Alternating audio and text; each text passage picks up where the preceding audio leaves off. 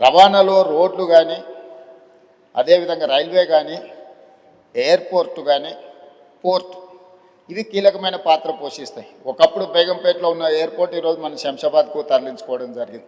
సికింద్రాబాద్లో ఉండే railway station మీద విపరీతమైన ఒత్తిడి ఉంది కాబట్టి ఈరోజు చెర్లపల్లిలో కొత్త రైల్వే స్టేషన్ నిర్మించుకోవడం జరిగింది. ఆనాడు ప్రజలకు సౌకర్యంగా ఉండడానికి కీర్తిశేషులు జైపాల్ రెడ్డి గారు పట్టణాభివృద్ధి శాఖ మంత్రిగా ఉన్నప్పుడు, డాక్టర్ వైఎస్ రాజశేఖర రెడ్డి గారు ఆంధ్రప్రదేశ్ ముఖ్యమంత్రిగా ఉన్నప్పుడు మనం మెట్రోను తెచ్చుకోవడం జరిగింది. జైపాల్ రెడ్డి గారు అన్నాడు వైబుల్ గ్యాప్ ఫండ్ ప్రాజెక్టు నిర్మించడానికి అవసరమైన నిధులు సరిపోతలేదు అనుకున్నప్పుడు కేంద్ర ప్రభుత్వం నుంచే వైబుల్ గ్యాప్ ఫండ్ ఇచ్చి ఈరోజు మెట్రోని మనం నిర్మించుకున్నాం.